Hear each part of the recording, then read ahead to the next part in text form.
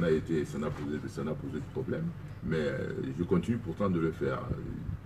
J'ai eu une vie antérieure, comme vous le savez, j'ai été directeur des études et projets à la Société nationale d'investissement pendant une douzaine d'années.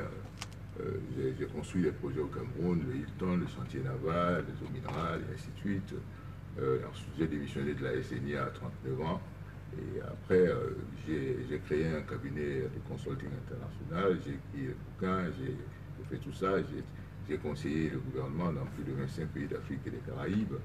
Et ensuite, voilà, il y a 8 ans, le chef de l'État me nomme conseiller technique par décret. Le décret, je l'exhibe, mais je crois que je ne vais pas l'exhiber tout le temps.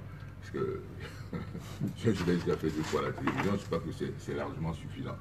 Et je pense qu'il faut qu'on s'intéresse. Ce qui m'intéresse vraiment, c'est le Cameroun et que le Cameroun avance. Et notamment la jeunesse, c'est ce que j'ai toujours dit. 80% de la population camerounaise a moins de 35 ans. Et il faut leur donner une raison de vivre demain, il faut leur donner l'espoir, il faut que la jeunesse cesse de prendre ce genre de risque, aller par-delà les mers pour chercher des opportunités d'emploi, et ainsi de suite. Donc ce qui nous intéresse, c'est de rendre le Cameroun de plus en plus viable et de créer des opportunités. Malheureusement, quand vous regardez les tendances de la croissance, c'est pas ce qui est en train d'arriver. En fait, nous sommes dans une pente, nous sommes sur une pente déclinante, parce que la croissance a été au cours de ces dernières années, de 2012 à 2016, le taux de croissance annuel a été de l'ordre de 4,9%, n'est-ce pas? Et l'année dernière, il est tombé à 3,5%. Alors que le scénario de référence du DSCE le donnait à 6%, n'est-ce pas, en scénario de base, et le scénario ambitieux, c'est-à-dire volontariste du DSCE, le mettait à 9,6%. Donc si on n'inverse pas cette tendance, n'est-ce pas, ça va plutôt être difficile pour le Cameroun. Simplement parce que la structure de production et des exportations du Cameroun est très vulnérable et il faut changer de modèle économique. Il faut changer de modèle économique absolument. Je crois que le Cameroun a beaucoup d'immenses potentialités et il faut changer de modèle pour qu'on puisse vraiment exploiter cette potentialité-là pour les Camerounais. Et malheureusement, ce n'est pas ce qui est en train de se faire aujourd'hui. Mais justement, en tant que conseiller technique du chef de l'État, est-ce que vous avez déjà fait ces propositions pour inverser la tendance? Oui, je crois que cela est vraiment lié, je l'ai souvent dit, hein, ce que vous voyez, nous n'avons pas changé de type de gouvernance depuis pratiquement, depuis les indépendances. Si vous regardez bien la structuration de la gouvernance du Cameroun, ce que vous aviez du temps d'Aïe Diop en tant qu'institution politique, c'est ce que vous avez aujourd'hui. Et ce qui m'a toujours intéressé, je l'ai écrit avant que je ne sois au palais, c'est qu'on a fait une perpétuation d'un certain type d'institution politique. Et malheureusement, il y a les études sur le développement ont montré qu'il y a une forte corrélation entre les institutions politiques que vous vous donnez, n'est-ce pas, et la dynamique de prospérité. Et celle qui caractérise le Cameroun aujourd'hui, c'est une hypercentralisation du pouvoir, n'est-ce pas, caractérisée par le népotisme, le clientélisme. Ce n'est pas les valeurs du mérite qui sont célébrées, ni les valeurs d'excellence, ainsi de suite. Et ce qu'on retrouve, c'est que ces institutions-là vont irriguer, n'est-ce pas, tout le reste des secteurs de l'économie. C'est-à-dire que les institutions politiques, la nature des institutions politiques en amont finit par irriguer, n'est-ce pas, tous les autres secteurs en aval, que ce soit l'économie, que ce soit la santé, que ce soit l'éducation. Il y a une chose qui est très remarquable à ce niveau, c'est le secteur des affaires. Je crois que vous pouvez le remarquer, très souvent, vous rencontrez un homme d'affaires et qui paye les impôts. Il paye les impôts, mais quand vous lui dites que vous êtes des hommes d'affaires, vous payez des impôts, mais on a l'impression que vous demandez votre contrepartie. C'est-à-dire que vous vivez, vous êtes victime à la limite à Douala ou ailleurs de tracasseries administratives, de tracasseries fiscales, des problèmes énergétiques, l'offre d'énergie est très difficile, des problèmes d'accès, je vais dire. Mais il se trouve que ces mêmes hommes d'affaires, quand on les appelle par exemple à Yaoundé ou à RDPC pour dire qu'il faut payer, ils y vont, ils payent, mais je dis, mais vous payez sans contrepartie. J'étais l'autre jour à une conférence où, avec des hommes d'affaires, je faisais une conférence aux hommes d'affaires, et quelqu'un me dit, Monsieur Kouka, bon, voilà, comme vous êtes là-bas, on espère qu'il y a de l'espoir. Mais regardez cette question, j'ai dit, mais bien sûr, moi je fais ma part, mais vous devez aussi faire la vôtre. Est-ce que vous imaginez une élection comme celle-là, le MEDEF en France, c'est-à-dire le groupement du patronat en France, y aller sans demander, sans avoir un programme et sans demander de contrepartie aux candidats? Et là, vous faites comme si il n'y a que, à la limite, moi, qui vais pouvoir peser sur le destin du Cameroun. Alors qu'en tant que patronat, vous contribuez à payer, vous avez des contributions fiscales que vous faites, mais en même temps, vous vous plaignez dans les salons des tracasseries que vous subissez. C'est une attitude assez étrange, mais elle est très caractéristique du Cameroun. C'est-à-dire que les hommes d'affaires vont y aller. Les gens d'affaires de manière générale, parce que quand il dit hommes d'affaires, c'est en même temps les femmes, hein. Les gens d'affaires, ils vont vraiment en rang dispersé. Alors vous imaginez, vous allez faire un rang dispersé, quand quelqu'un a obtenu un petit privilège, il prend son privilège, il va s'asseoir, mais en tant que collectivité, il n'arrive pas à devenir une force commune, une force collective, former un front uni pour faire valoir leurs doléances. Ça, c'est quelque chose quand même de typique chez nous. Mais est-ce que ce problème n'est pas perçu en haut lieu par la hiérarchie, par la nomenclature nationale, notamment par le président Paul Biya lui-même? Est-ce qu'il n'est pas conscient de toute cette dispersion? Parce que c'est pas comme ça que ça fonctionne. Ça fonctionne comment? Mais ça fonctionne par la pression. La politique ne fonctionne pas par la pression, vous le savez, ici comme ailleurs. Si vous êtes... c'est pas à lui de le percevoir, c'est à lui de le sentir. Mais ils ne lui font pas sentir. Ici, l'autre jour... quelqu'un me dit, et d'ailleurs quand j'ai fait cette observation, il y a un journaliste qui est venu me voir, qui m'a dit vraiment, vous avez raison, parce que moi quand il y a eu les cotisations de solidarité l'autre jour, j'étais avec, et le journaliste me dit, la veille, j'étais avec un homme qui me disait que vraiment il n'a qu'à aller se faire foutre avec, excusez-moi le terme, avec sa cotisation de solidarité. On lui demande de faire le dialogue, depuis il ne fait pas le dialogue. Aujourd'hui on nous demande d'aller faire une cotisation de solidarité. Dans tous les cas, moi je ne vais pas cotiser.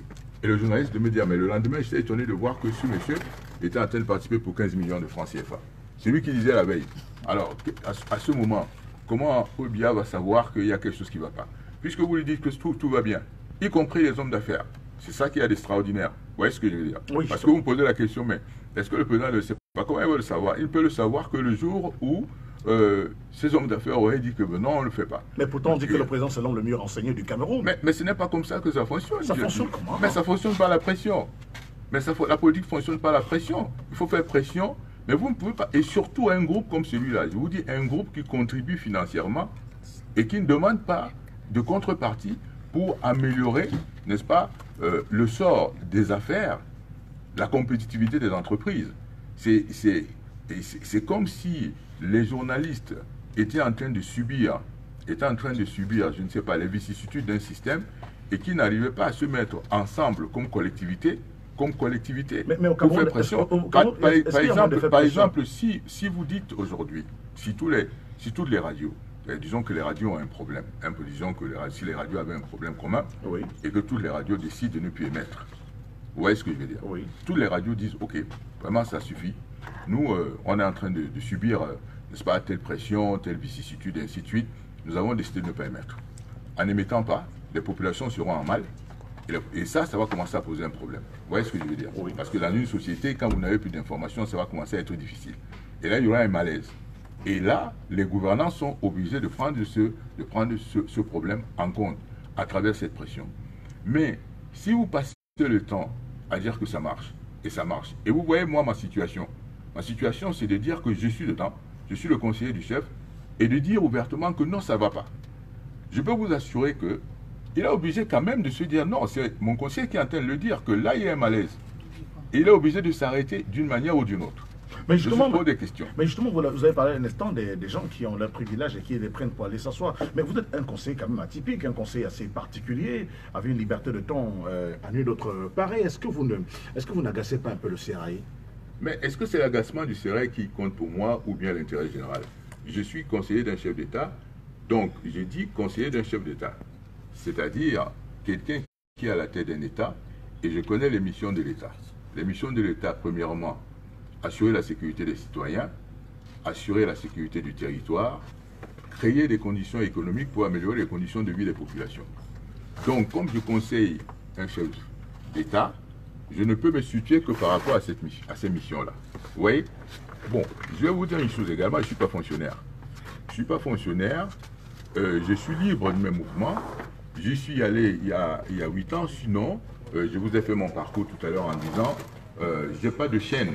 Et le fait que je n'ai pas de chaîne, je ne débatte pas, je ne suis pas enchaîné. Vous êtes quand même membre du RDPC, il y a la discipline du parti. Mais ce n'est pas une chaîne. Ouais, c'est pas une chaîne. Leur mettait autour Non, du mais chef. je veux dire que c'est vous-même qui subissez cet omerta. Je ne marche pas avec l'étiquette du RDPC au front. Ce qui m'intéresse, c'est d'améliorer les conditions de vie des gens. Et moi, ce qui m'intéresse aujourd'hui, et je vous parle de la jeunesse, c'est de voir quel héritage nous allons laisser à la jeunesse, nous allons laisser à ce pays.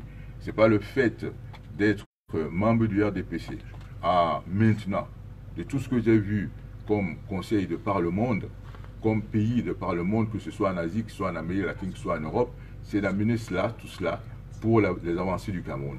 Alors, mais ce n'est pas le fait de venir en disant je suis membre du RDPC qui va constituer mon étiquette. Alors, sinon, je ne ferai pas ce que je suis en train de faire là, parce qu'après tout, je suis libre. Je suis libre, je ne suis pas enchaîné, je n'ai pas de chaîne. Et ce qui m'intéresse, c'est vraiment de contribuer à l'avancement de mon pays. alors, justement, certains pensent que vous le dites, au risque de perdre vos privilèges parce que vous êtes. Mais lesquels? Mais, Lesquels? lisez ce que dit professeur Romain Guini sur vous. Qu'est-ce qu'il peut dire sur moi? Mais est-ce que vous n'êtes Mais pas.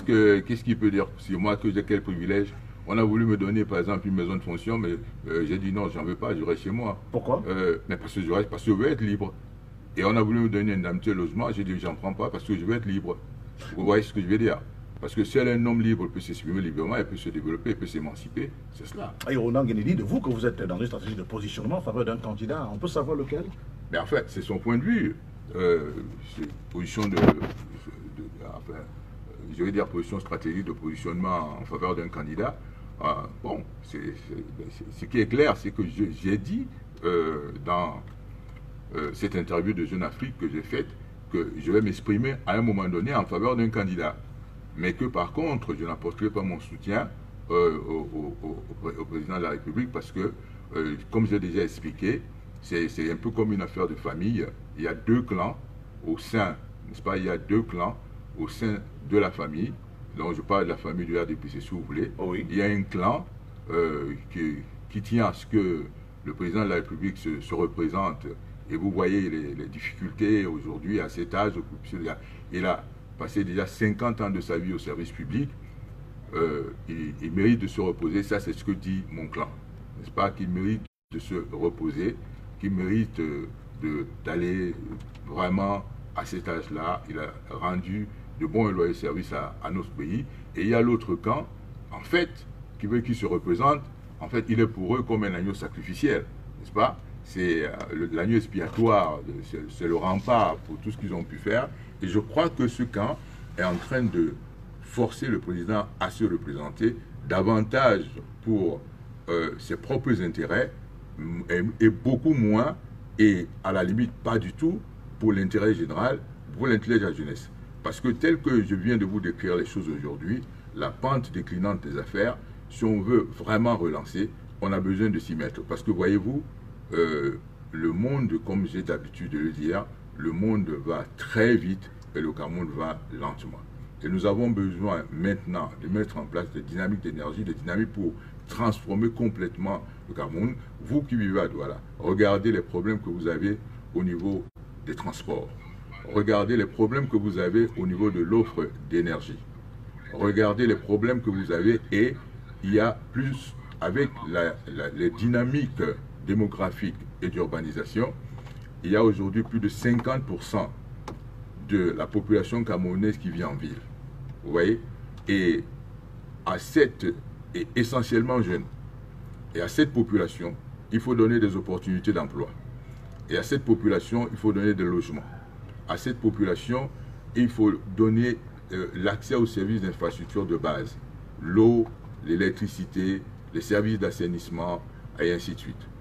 La même chose quand vous allez au nord, des villes comme les villes de Maroua, Mora, Guidère, Garoua, Gaoundé sont des villes qui sont en train de mourir.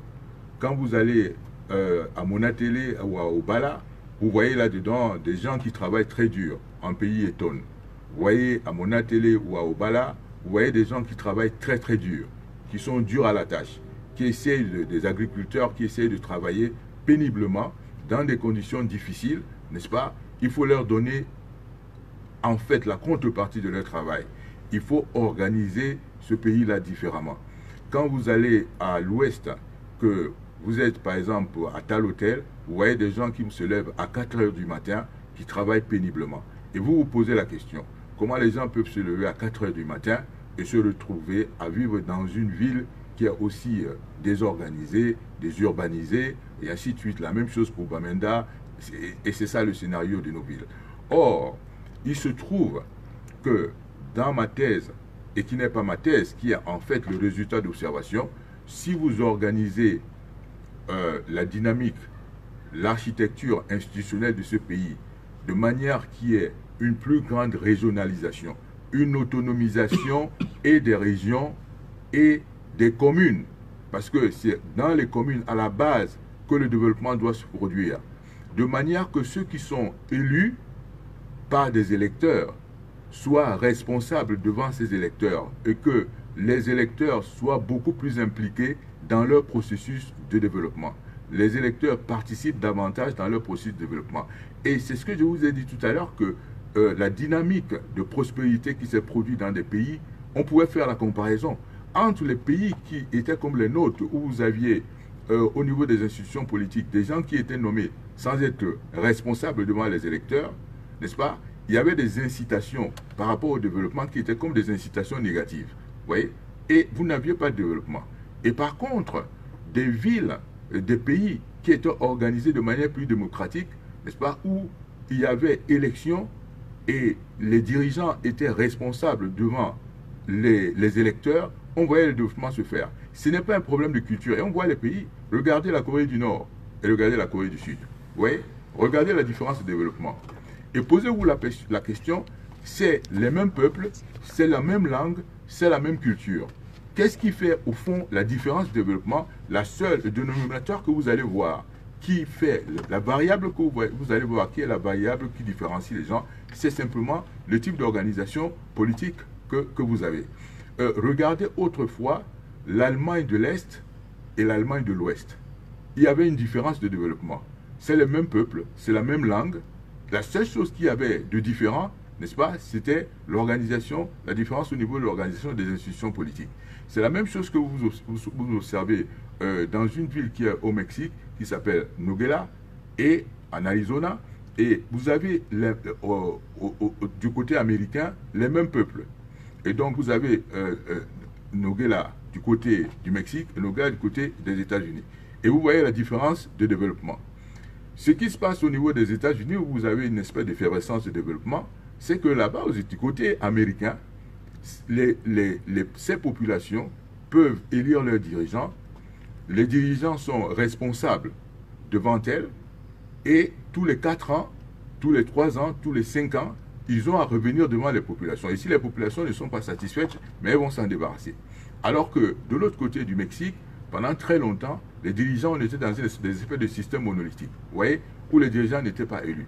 Et donc, avant, parce que ce que vous voyez quand vous regardez ce que vous subissez, par exemple, à Douala, ainsi de suite, vous subissez au fond les effets économiques et sociaux, c'est-à-dire les manifestations économiques et sociales d'un mal qui est beaucoup plus profond, et ce mal qui est beaucoup plus profond a sa racine dans l'organisation politique que vous vous êtes donnée, ici, là. Vous comprenez? Oh oui. C'est-à-dire que vous avez, en même temps, vous élisez les maires, mais finalement, c'est des maires qui n'ont pas les moyens, n'ont pas de responsabilité, parce que vous les avez fait chapeauter, hein, n'est-ce pas, par une institution qui est à la tête de laquelle les gens sont nommés. Et ces gens qui sont nommés font leur allégeance à qui? À ceux qui les ont nommés à Yaoundé. Vous voyez? Et là, ça fait une sorte de déséquilibre. En réalité, c'est pour ça que j'insiste énormément sur la question de l'autonomisation des régions, parce que c'est le facteur déclenchant du développement. Et tant que vous n'aurez pas changé ce modèle institutionnel, vous allez avoir des problèmes. Vous ne pouvez pas imaginer ces gens qui sont en train de travailler à Bafoussam, à Monatela, au Bala, à Maroua, et ainsi de suite, ont toujours l'impression que quelqu'un est ailleurs et très loin. Vous regardez à Garoua, c'est pareil. Pour que à Maroua, à Guider, à Bafoussam, quelqu'un accède à l'eau potable, la décision pour cette personne d'accéder à l'eau potable dépend de quelqu'un qui est assis à Yaoundé. Mais vous ne trouvez pas ça un peu étrange, hein? Et vous avez une région comme la région de l'Est dont je parle souvent, Bertois, Batouri et ainsi de suite. On vous dit la région de l'Est des pauvres. Mais cette région n'est pas pauvre, vous le savez. C'est la région qui concentre toutes les ressources minières du Cameroun, les ressources forestières, et vous dites que c'est une région pauvre. Mais comment? Mais une fois que vous allez rendre à cette région son autonomie, transférer les moyens, n'est-ce pas? Cette région n'aura pas, le développement va se déclencher parce que les gens sont obligés de se battre pour trouver des solutions. Et ils vont trouver des solutions toujours en essayant de se fonder sur leur environnement, sur ce qui est possible dans leur environnement, et n'est-ce pas, pour trouver des solutions. Et ils trouveront des solutions. L'autre jour, on leur a créé, on leur a offert une annexe universitaire, mais là, ce ne sera pas une annexe universitaire. Ils seront à même d'avoir une université, 2 universités, et ils seront les gouvernants de ces régions. Parce que élus par les populations locales, sur la base de programmes donnés, seront obligés d'essayer de satisfaire ces populations. Et vous allez voir des gens, des dirigeants, qui auront davantage le regard porté sur les populations que des gens qui ont le regard porté sur Yaoundé. Parce qu'en fait, vous avez un système central qui les a nommés. Il les a nommés comme les colons autrefois pour diriger les populations en bas. Mais le colon était logique avec lui-même. Quand il nommait les gens à la tête des colonies, c'était pour contrôler les populations et confiner les populations là pour que les populations restent là. Lorsque vous passez du modèle colonial à un modèle de développement, il faut absolument changer, n'est-ce pas? On dit changer la musique, changer l'organisation. Si vous changez le modèle en disant que nous sommes devenus indépendants, ça veut dire que nous devons pouvoir nous assumer. À ce moment, vous changez de modèle institutionnel. Vous ne continuez pas le modèle colonial parce que le modèle colonial, lui, avait une logique. Vous changez de paradigme parce que le modèle colonial, lui, avait une logique. La logique du modèle colonial, quand vous aviez un gouverneur à la tête, lui, ce qui l'intéressait, c'est de confiner les populations, de les contrôler pour que les populations ne bougent pas. Vous, quand vous devenez indépendant, vous devez changer le modèle pour que les gens se développent. Et quand ils se développent, you need to empower them so that the regions, the communities, and the population of the grassroots should be the master of their own development. And they should much more participate to their own, in the process of their own development. This is the issue, and this is the key, and this is the solution. Christian Penda et Coca en direct de Radio Balafon. Vous nous regardez sur Facebook Live. Marie-Flora Massana, ils sont déjà bien nombreux à nous regarder en direct. Ils sont mettons depuis Douala. Nous sommes en direct également sur Facebook Live. Avec M. Christian Penda et Coca, conseiller technique du chef de l'État. Notre invité ce matin pour balayer avec lui les questions de gouvernance. Alors, M. Coca, vous disiez il y a un instant que les questions de gouvernance sont liées justement au facteur que vous avez eu à émettre il y a un instant et que certains pays qui ont d'ailleurs les mêmes potentialités que le Cameroun sont nettement mieux gérés. Mais pourtant, le président de la République l'a dit à plusieurs reprises que la forme de l'État ne peut être modifiée. Cela veut dire que si on va appliquer votre résolution, vos méthodes, il va systématiquement falloir revoir la forme de l'État, n'est-ce pas ça? Ou alors nous comprenons mal? Non, mais absolument, c'est ce que je viens de vous dire. Je ne le dis pas parce qu'il dit qu'on ne va pas changer là. Je ne sais même pas si les constitutions ne sont pas gravées sur de la pierre. Vous voyez ce que la constitution change, évolue, et surtout quand vous vous rendez compte que c'est au cœur de votre problématique, c'est-à-dire la forme de notre État est au cœur de cette problématique-là.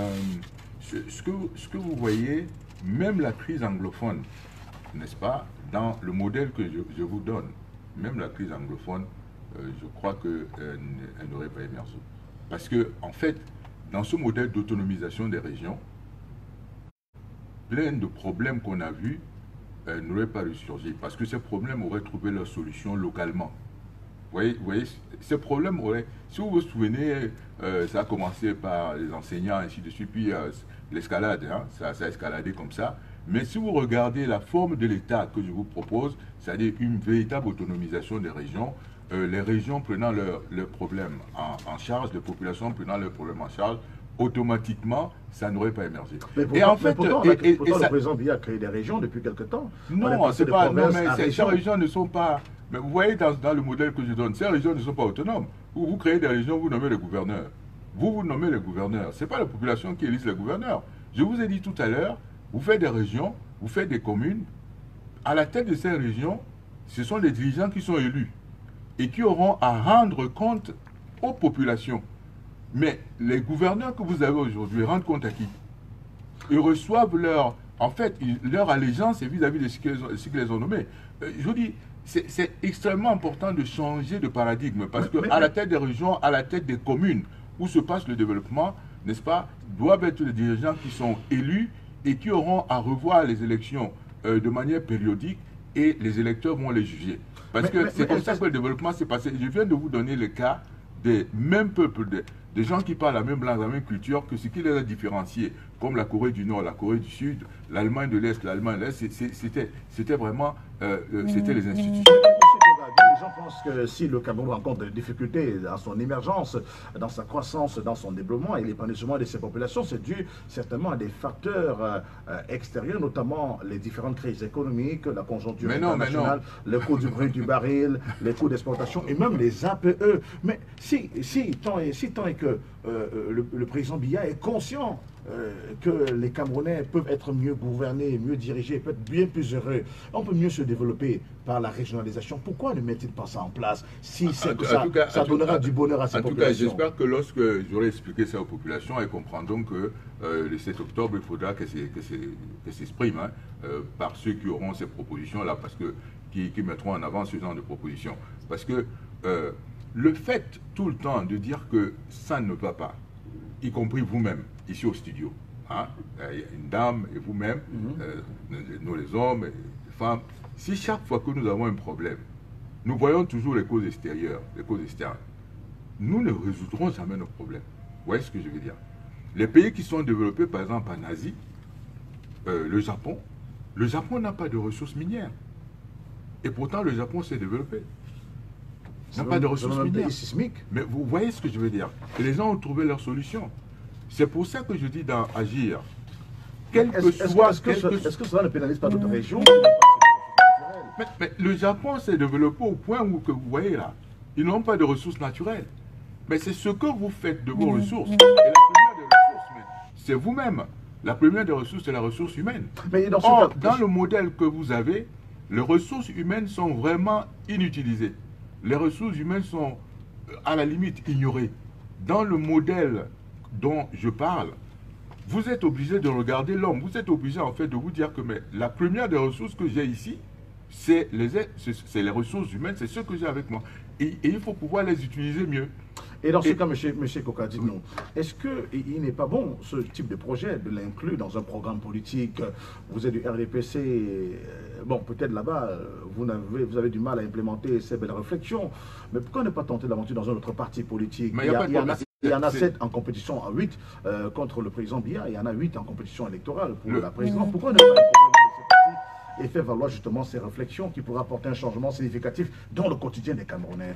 Vous avez parfaitement raison. Le premier problème d'un intellectuel, c'est d'abord de contribuer. Hein, de contribuer et de quelqu'un qui contribue. Non, je contribue par la réflexion, je mets cette réflexion en public, et ceux des partis qui s'en saisiront, parce qu'ils auront compris que c'est des gens qui ont réfléchi, ou quelqu'un qui réfléchit depuis des années par rapport aux problématiques de développement, que ce soit le RDPC, que ce soit un autre parti, quand je verrai, n'est-ce pas, celui qui s'est saisi en fait de cette réflexion et qui l'a compris, n'est-ce pas, probablement c'est celui-là que je vais... Et ça peut toujours être le RDPC? Ben, pour le moment, ce n'est pas ce que je vois. Pour le moment, ce n'est pas ce que je vois. Vous comprenez? Et c'est pas ce que je vois. Et j'ai posé déjà ma condition par rapport à cela. Donc, je pense que j'irai vers le candidat qui sera porteur. Moi, je regarde l'avenir. Je ne suis pas en train de regarder le passé, parce que, à force vous de regarder, vous risquez d'y séjourner, hein, alors que vous avez l'avenir devant vous. Alors, ne restez pas trop dans le passé, regardez les défis qui arrivent. Vous êtes... Et c'est ça le problème de leadership. Et il est déterminant. Moi, le problème du leadership est au cœur, n'est-ce pas, de la problématique que nous voulons promouvoir dans Agir.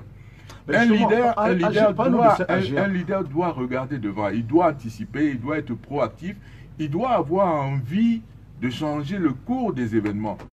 Or, moi j'ai l'impression que vous êtes en train, nous passons au Cameroun, nous sommes en train de subir les événements.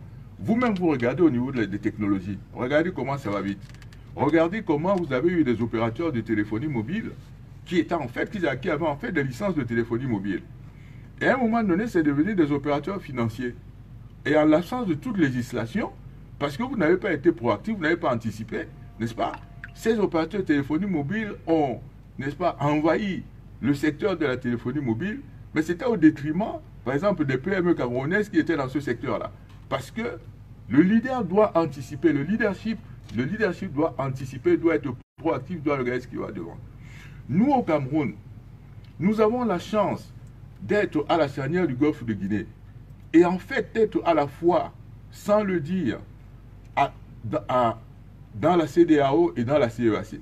D'avoir le Nigeria comme voisin, c'est-à-dire presque 200 millions d'habitants. D'avoir la RDC comme voisin, pratiquement 80 millions d'habitants. En réalité, d'être dans un bassin quand vous payez toute cette population de plus de 350 millions d'habitants.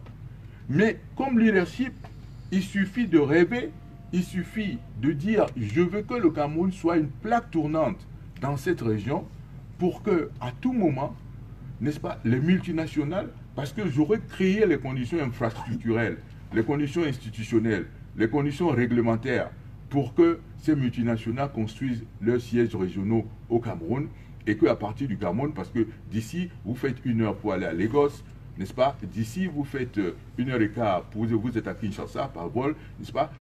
Et vous prenez, c'est vous qui allez, c'est vous, vous devez être proactif, c'est vous qui devez construire. J'entendais quelqu'un tout à l'heure vous parler des APE. Mais les APE, figurez-vous, des accords de partenariat économique, mais c'est un projet que les Européens eux, ont construit. Et vous, ils vous l'ont vendu. Mais vous, quel projet vous avez construit?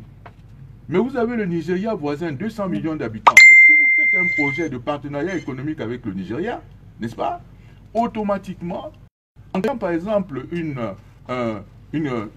espèce de chambre de compensation avec le Nigeria entre le CFA et le Naira, n'est-ce pas? Tout de suite, vous avez de quoi vendre au Nigeria. Vous pouvez vendre les plantains, vous pouvez vendre les macabos, vous pouvez vendre le héros, vous pouvez vendre plein de choses et vous pouvez les transformer, ces produits dont je vous parle là, et puis les vendre au Nigeria. Et là, vous avez un marché de 200 millions d'habitants. Mais quand vous avez signé les APE, ça c'est quelqu'un d'autre qui a... Et je lui en veux pas. La vie c'est ça. Lui a conçu son projet, c'est les Européens ont construit le projet, ils marchent, ils sont en train de promouvoir leur projet, ils viennent vous le vendre. Mais vous construisez le vôtre aussi. Le vôtre c'est quoi? Le nôtre aurait dû être l'intégration, n'est-ce pas, de la sous-région pour créer un marché viable, faire un marché viable de 350 millions de personnes, n'est-ce pas, créer les conditions d'infrastructure pour circuler là-dedans facilement, les conditions énergétiques, et ainsi de suite, n'est-ce pas? Aujourd'hui, vous avez les TIC qui vous permettent d'être en rapport avec ces gens, et c'est autant d'opportunités que vous seriez en train de créer. Mais ce serait votre projet. Mais quel est le vôtre? Vous ne le faites pas. Vous, en tant que leader, et quand je parle de leadership, pour moi, c'est vraiment important. Votre génération doit être une génération de leaders. Et moi, dans Agir, je veux changer la mentalité des gens. Je veux que les gens comprennent, ne soient pas dans cette mentalité que je suis né de famille pauvre, mais je demeurerai pauvre. Non, on dit dans Agir, quelles que soient les conditions initiales, vous pouvez changer votre destin. Quelles que soient les conditions initiales, vous pouvez changer votre destin. Parce qu'il ne faut pas rester dans le défaitisme, il ne faut pas rester dans le fatalisme, il ne faut pas rester dans la fatalité. Parce qu'à force de toujours regarder que, oui, c'est les tierces personnes, ben c'est la conjoncture internationale. Mais la conjoncture internationale ne joue que pour vous. La conjoncture internationale existe aussi pour les autres. Mais il faut changer la structuration de l'économie camerounaise. Vous voyez, depuis 30 ans, on exporte les mêmes produits de base. C'est-à-dire c'est les mêmes que vous avez. Café, fèves de cacao, bois brut, n'est-ce pas, pétrole brut, et ainsi de suite. Mais vous n'imaginez pas un seul instant que ce bois pourrait devenir du meuble. Et ce meuble serait vendu à l'international. Et vous n'imaginez pas que un mètre cube de meuble vaut pratiquement 10 fois un mètre cube, n'est-ce pas, de bois brut. N'est-ce pas? Et en même temps, regardez des technopoles.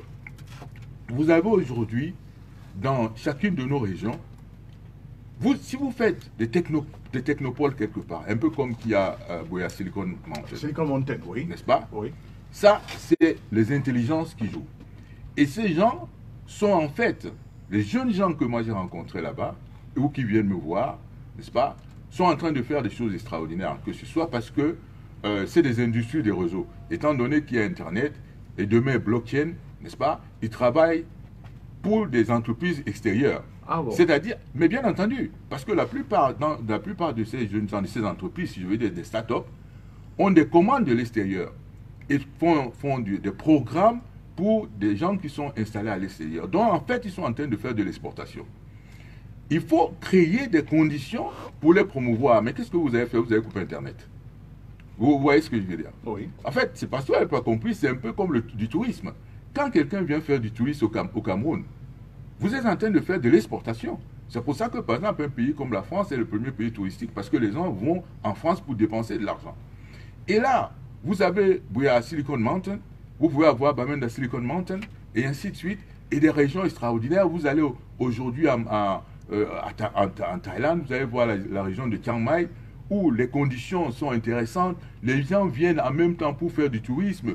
Vous pourriez faire venir des Américains qui se retrouveraient dans des paysages vraiment naturels et feraient du coding, feraient des programmes, ils seraient très heureux. Comme vous, lorsque vous allez à Palo Alto, n'est-ce pas, en Californie, vous trouvez des gens dans la verdure et nous l'avons. Et nous l'avons, vous créez des zones comme ça, des technopoles, dans chacune de nos régions. Et dans chacune de nos régions, vous pouvez avoir des filières à fort potentiel, n'est-ce pas, de croissance, ou ce que j'appelle des clusters. C'est-à-dire que vous pourriez avoir une concentration géographique d'entreprises, n'est-ce pas, à l'est, pour développer le bois. C'est-à-dire pour passer du bois brut, n'est-ce pas, aux meubles.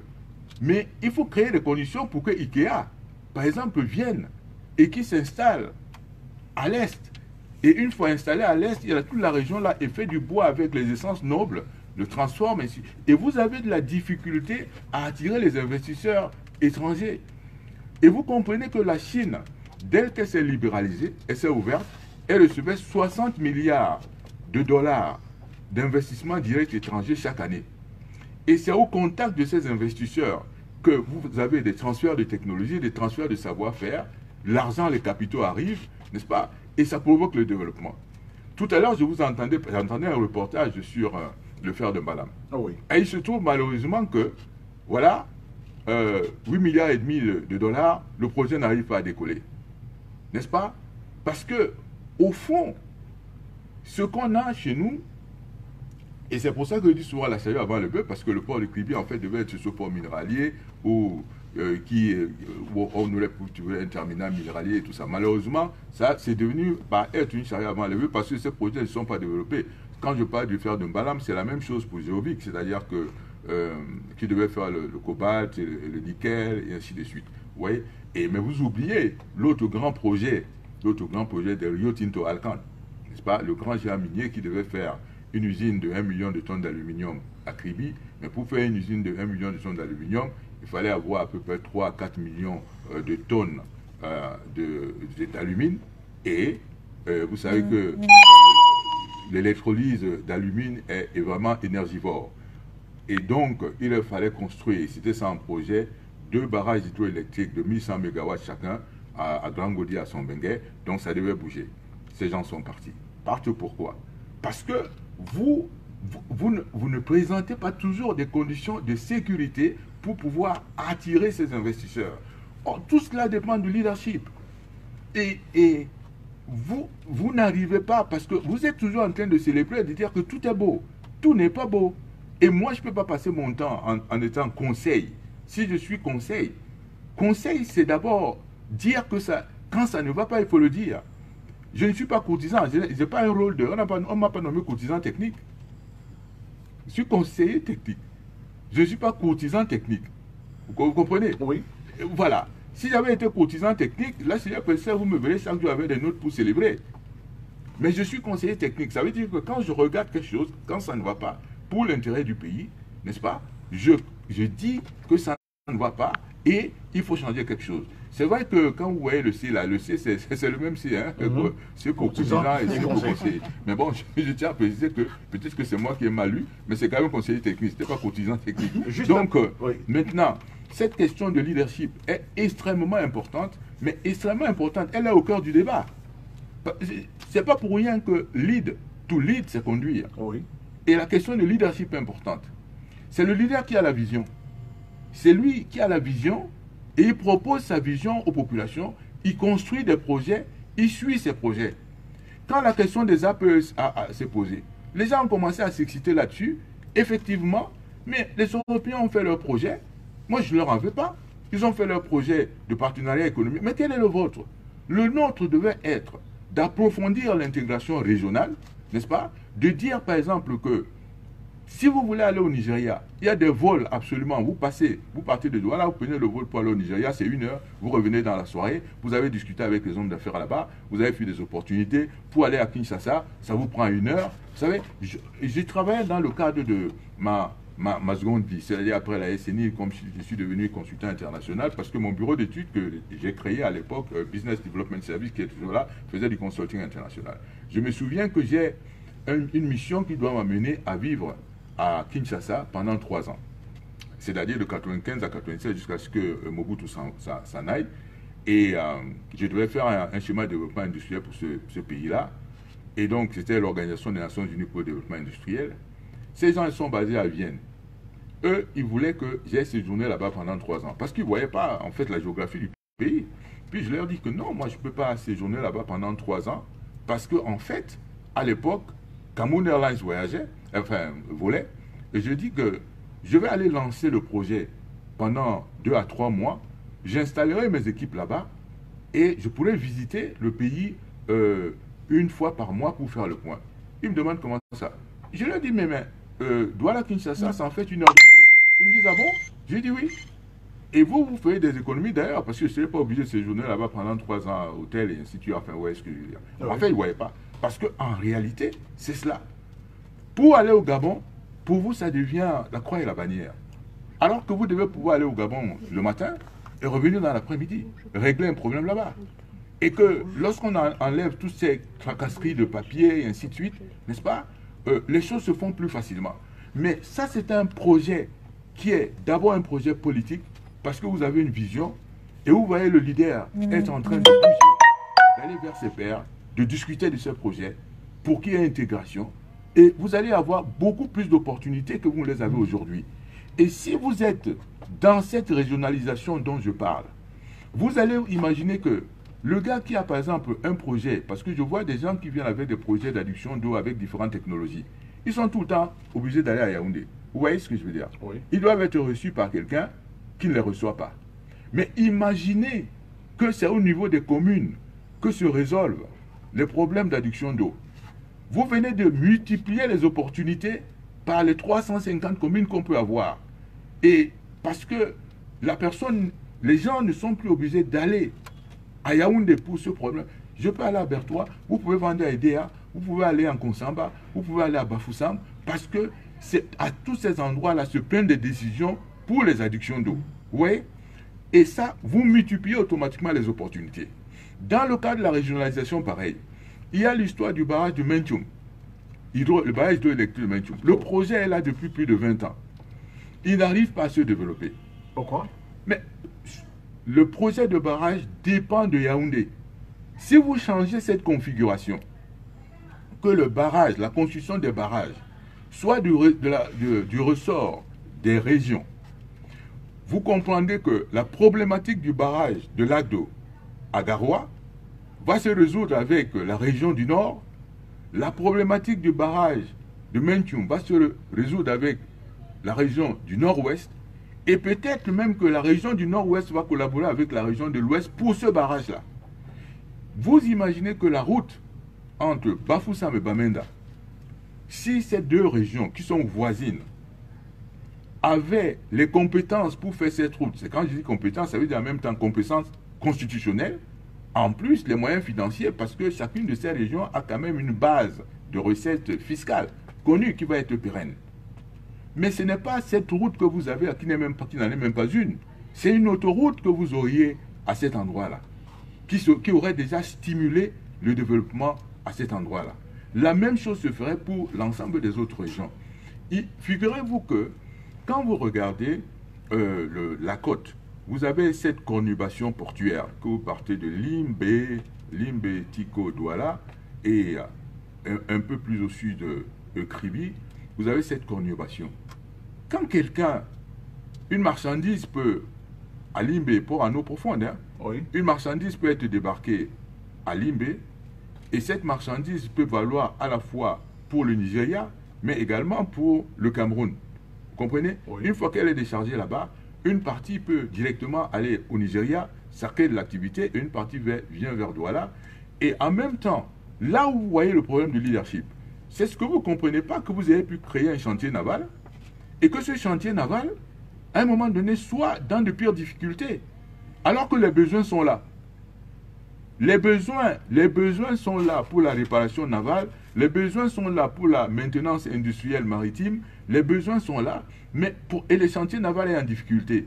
Vous imaginez, dans le cadre d'une région, qu'une région ait un chantier naval qui soit comme la nôtre, et vous êtes à Douala, le chantier naval est en difficulté, la région du littoral, la région du sud-ouest ne s'occupera pas de ce chantier naval pour trouver une solution, pas nécessairement pour mettre de l'argent, mais pour trouver des partenaires, que ce soit en Asie, que ce soit en Europe, pour trouver des solutions par rapport à cela, parce que ça devient vital pour eux.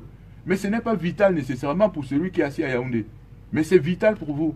Parce que je ne sais pas comment vous êtes arrivé au travail ce matin, mais si vous aviez à décider, n'est-ce pas, de votre propre sort ou des infrastructures que vous devez construire ici, vous ne preniez pas un deuxième pont pour venir le superposer sur un premier pont. Ce que vous auriez fait, au fond, c'est quoi? Vous seriez dit, tiens, ok, je renforce le premier pont sur le Vouri, je fais le deuxième pont un peu plus loin vers Aquanor de l'autre côté. Comme ça, c'est la solution. Pourquoi? Parce qu'en renforçant le premier pont, celui qui vient du sud-ouest ou du Mungo va passer directement ici. Vous, celui qui va aller à Bonabel et de Douala vers l'autre côté, il va y aller. Et le gars qui vient du nord-ouest et de l'ouest peut entrer directement au niveau d'Aquanor, le pont, il traverse. Et vous comprenez déjà que ça désengorge.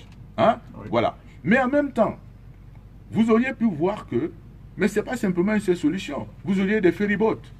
Des ferryboats qui sont en train de traverser. Oui. Parce que vous prenez des ferryboats, vous traversez. Parce qu'encore aujourd'hui en Europe, malgré tout le niveau de développement qu'ils ont là-bas, il y a encore les ferryboats qui le font. Malgré qu'ils soient développés à ce niveau, il y a encore les chemins de fer que vous voyez passer dans la ville de Paris, ou les tramways et ainsi de suite. Or, quand vous êtes toujours enfermé, dépendant d'un système monolithique, le système monolithique fait quoi? Il crée des petits dieux. Et il crée des petits dieux de qui vous dépendez. Donc du coup, c'est comme si vous n'aviez plus, n'est-ce pas, vous n'aviez plus les moyens de réfléchir.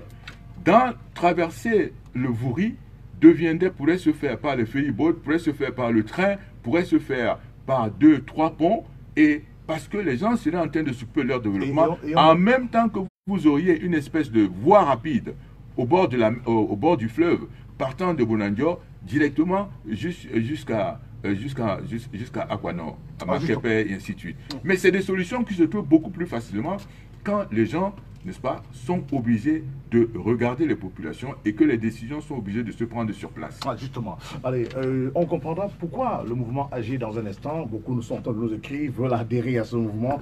Forcément, vous êtes en train de séduire, hein, Emmanuel Coco. Vous êtes vraiment en train de séduire. Il est en train de séduire par la force des arguments. Alors, on va comprendre. Est-ce un parti politique, voilà, un mouvement social? On comprendra cela juste après la pub. Histoire de pub là. J'arrête. Oui, je l'ai voulu et légère, racée et élégante. Lui c'est arrivé. J'ai pris le temps d'en sélectionner les meilleurs ingrédients. Et j'y ai ajouté tout mon savoir pour créer cette bière de grande classe. Bon, vous regardez. Vous regardez les messages. Il m'a fallu du temps. Il m'a fallu l'expérience de toute une vie. De toute ma vie. Alors, je lui ai donné mon il a fallu du temps. Salut Marc, qu'est-ce qui ne va pas? J'ai mal à la dent. Pardon? J'ai mal à la dent. Un mal de dent?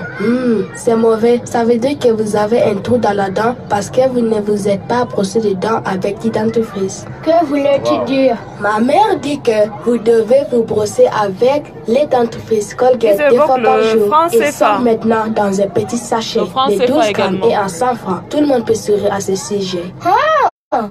Colgate, un sourire éclatant pour un avenir brillant. Préparez-vous, la grande famille Canal+ s'agrandit avec 3 nouvelles chaînes achetées. Découvrez Canal+ Comédie et le meilleur de l'humour avec Jumanji et Bienvenue au Gondwana.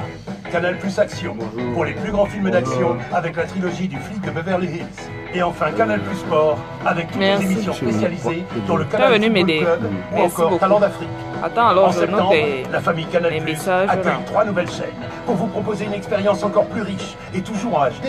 Alors, abonnez-vous vite au bouquet Canal Plus. Hé, Combi, ta vie a changé. Tu es devenu riche. Tu aimes dans le pays ici. C'est le nouveau loto 590 de premier bet qui m'a rendu riche, mon frère. Le loto 590? Eh oui, le loto 590, c'est le nouveau jeu de premier bet. C'est facile. Rendez-vous chez un revendeur premier bet. Choisissez vos numéros entre 1 et 90 et pariez 100 francs seulement. Ce n'est pas tout. Il y a 4 tirages par jour. À 11h, le tirage Vouri. 13h, le tirage Fundi. 15h, le tirage Logo. Et à 17h, le tirage Mon Cameroun. Allez, et les résultats alors? Les résultats sont communiqués tous les jours à la télévision, à la radio, sur Facebook, Premier Games Cameroun, chez tous les agents revendeurs Premier Bet ou directement sur votre téléphone portable, par WhatsApp ou par SMS. Ah bon? Oui! Avec le loto 590, devenez riche à tout moment de la journée. Vous misez, vous gagnez, vous êtes payé cash. Premier Bet, la maison du bonheur. Loto, diverti. Maman, le Joe est de retour. Eh oui, vous êtes client SCB Bank du 15 juillet au 15 septembre 2018. Accédez à un crédit à taux zéro de 200 000 à 2 millions de francs CFA sans aucun intérêt dans tous les supermarchés Spar de la ville de Douala. Et chez les partenaires, vous êtes dans le RDPC. Vous êtes dans le RDPC. Zéro des supermarchés Spar. Parce qu'il y a les auditeurs qui demandent que vous démissionnez d'abord. On reprend. Retour au micro, 8h45 à notre montre. Alors, il y a tellement de réactions. D'ailleurs, sur le plateau de Vision 4, je pense bien à Yaoundé, le Dieudonné Somba, vous trouvez bon manager d'entreprise que conseiller technique du chef de l'État, parce que pour lui, vous êtes un très bon opérationnel. Bon, passons. Parlons d'agir. C'est un mouvement social. Pourquoi pas un parti politique qui puisse prendre le destin des Camerounais en main? Moi, je l'appelle davantage un groupe d'influence. Un groupe d'influence. Un groupe d'influence. En anglais, on dirait un lobby. Un lobby. Un lobby, on cherche à avoir de l'influence sur les partis politiques. S'agissant du problème de Dieudonné Somba, en fait, je comprends, je ne vois pas ce que... en fait, pourquoi? Parce que opérationnel, c'est peut-être par rapport... Un homme de terrain. Oui, mais c'est qu'il ne voit pas ma vie antérieure. Il n'a pas conceptualisé, si j'allais le dire comme ça, ma vie antérieure. Parce que tous ceux qui ont travaillé avec moi dans ma vie antérieure, ou bien même dans celle-ci, savent que c'est la stratégie qui m'a intéressé. Parce que, justement, ce qu'on opérationnalise, c'est la stratégie. Quand vous voyez l'hôtel Hilton, vous voyez quelque chose qui a été construit. Oui. Mais il y a quelqu'un qui a, en anglais on me dit strategize. Il y a quelqu'un qui l'a conçu, il y a quelqu'un qui a eu une pensée par rapport à ça. Mais c'était vous. Mais exactement. Oui. Mais il y a une pensée derrière. Mais ce n'est pas moi qu'on voyait sur le terrain. Oui. En fait, c'est Gilles Roger Bellinga qui était mon collaborateur. Une fois que la conception a été faite, par rapport à une stratégie donnée, ça se fait ensuite. Les gens vont, en fait, je lui dis, quand il nous a fallu quelqu'un pour regarder sur le terrain, n'est-ce pas, matérialiser la stratégie sur le terrain, j'ai dit, ben, Gilles Roger, tu vas aller le faire. Mais il y a eu une conception. Pour moi, c'est une méconnaissance de ce que ça veut dire. Et toutes mes études, que ce soit, je fais des études d'ingénieur, j'ai fait des études de management, j'ai fait des études d'économie, j'ai fait des études de finance. Mais le management, par définition, c'est quoi? C'est la stratégie. Vous voyez ce que je veux dire? Oui. C'est la stratégie.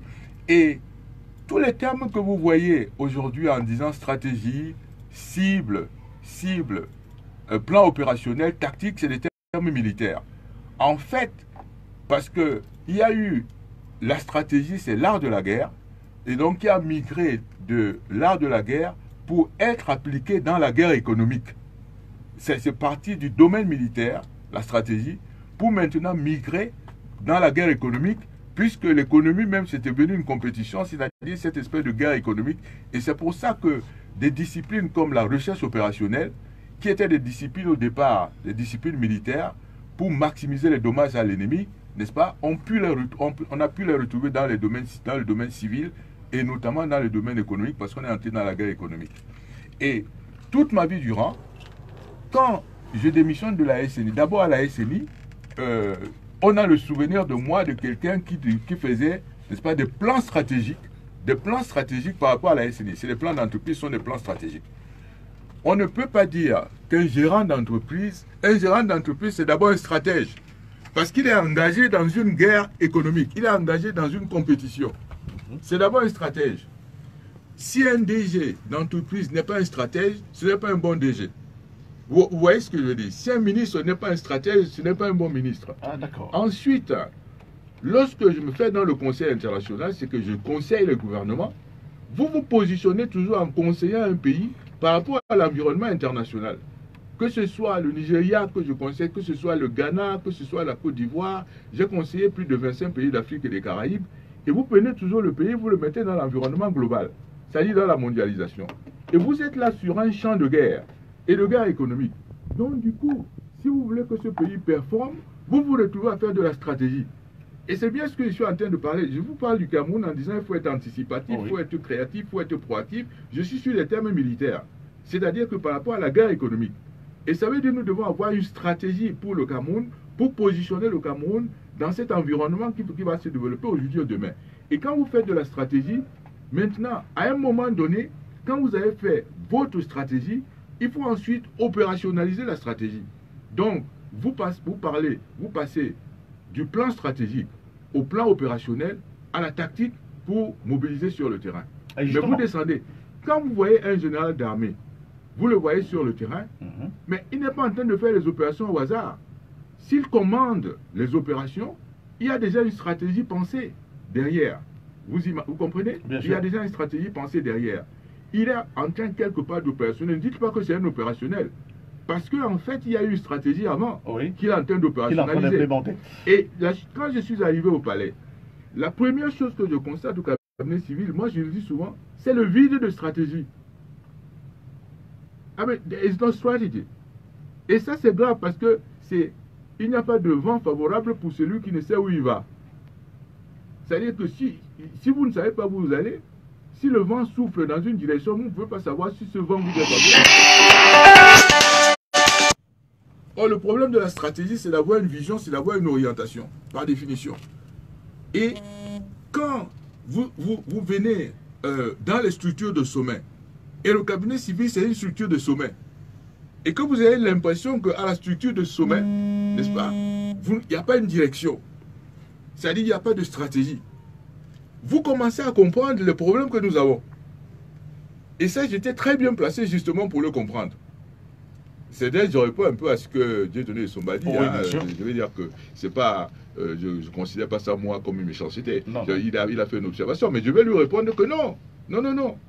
Parce que là, je suis au cœur de la stratégie. Parce que vous regardez, c'est là où c'est le lieu d'impulsion.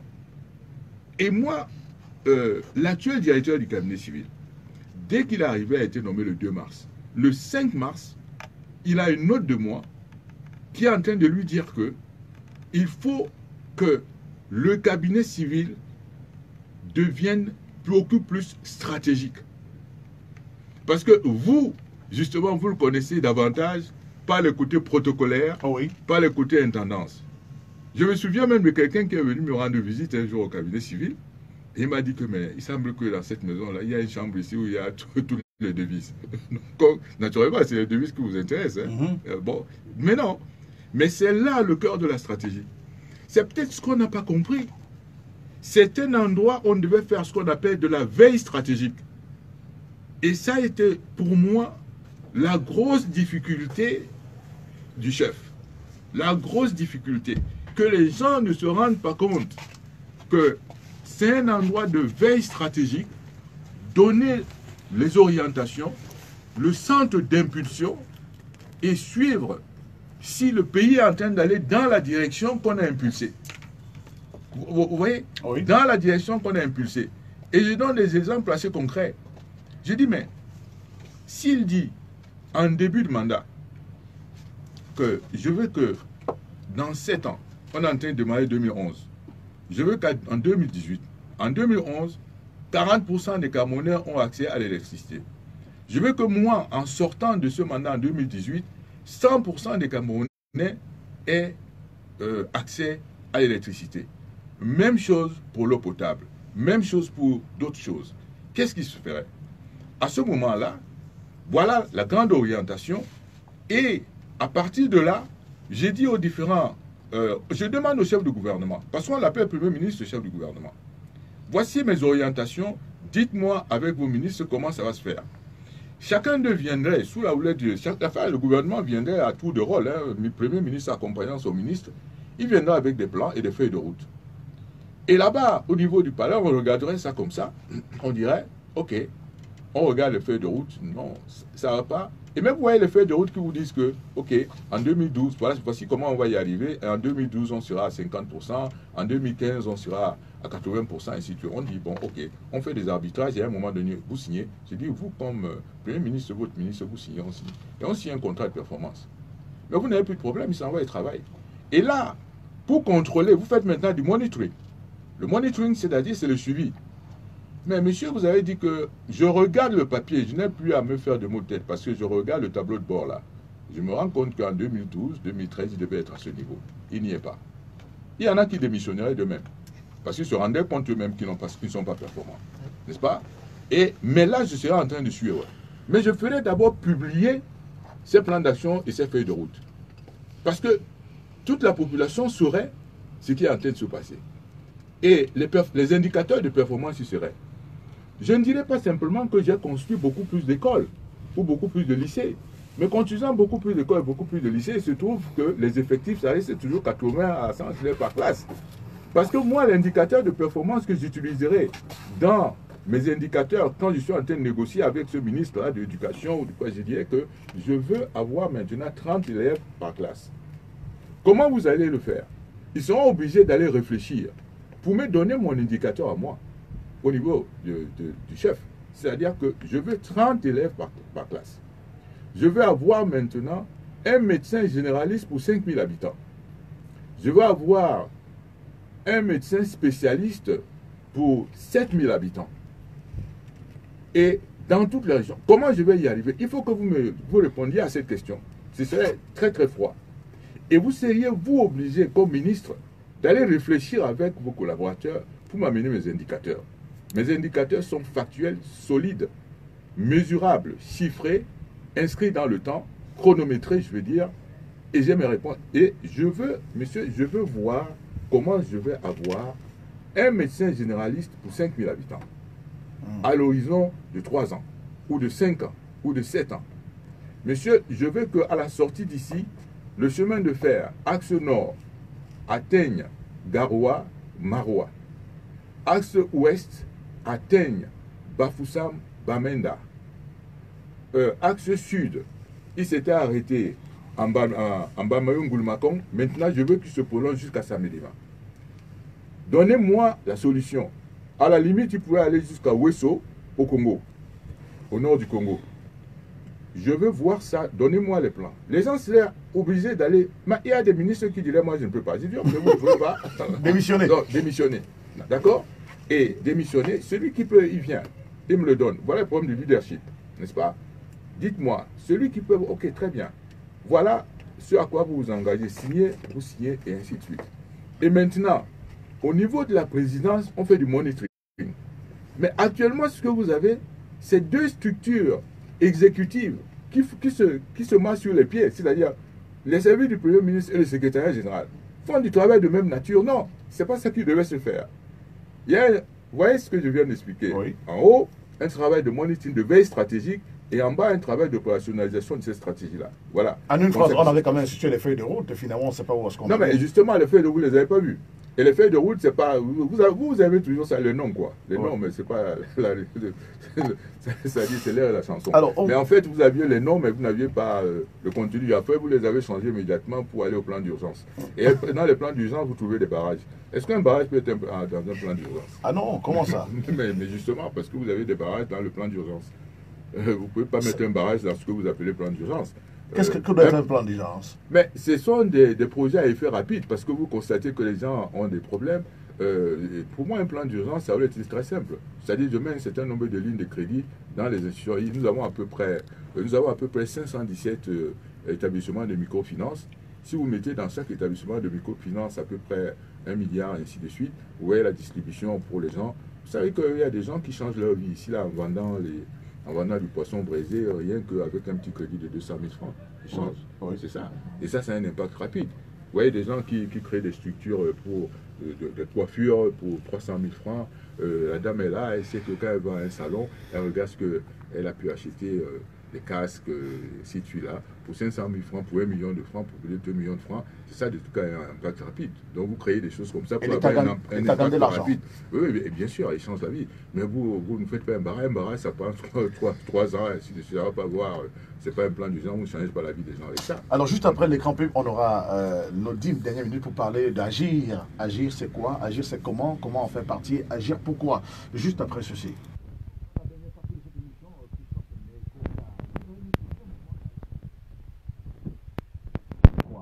Comment fait-on pour en faire partie? Et comment comptez-vous vous déployer? Comment comptez-vous impacter les vies? Vous savez, le pari du Cameroun aujourd'hui, c'est les jeunes. En fait, si vous voulez que ce pays vive demain, sur qui vous devez parier? Vous devez parier sur la jeunesse. Parce que c'est sur vous qu'il faut parier aujourd'hui, changer la vie de vous et des plus jeunes. Donc, ce que j'ai constaté, c'est toute cette ère-là où je voyais des gens vivre sont défaitistes. Et vous voyez de plus en plus défaitisme, fatalisme, ainsi de suite. Et cette espèce de fétichisme, que vous retrouvez dans les églises réveillées, que ce soit côté islam, que ce soit côté...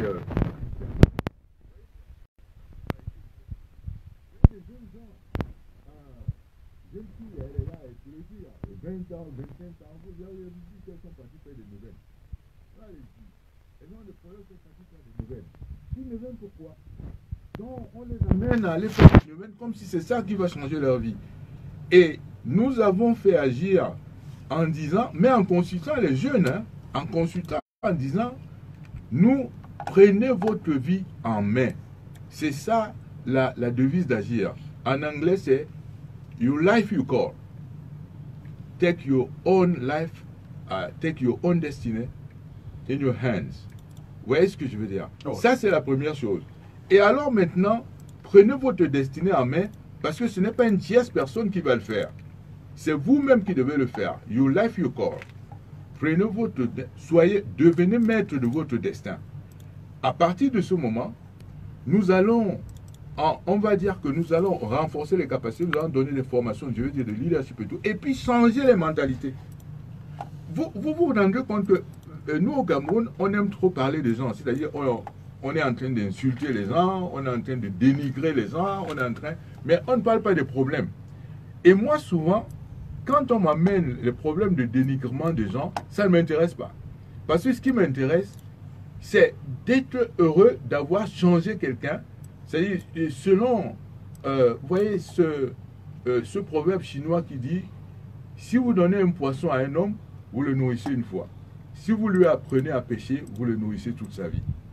Et j'ai des tas de choses, je vois des projets, vous changez l'être humain par sa tête. Vous le rendez beaucoup plus positif par rapport à la vie, n'est-ce pas?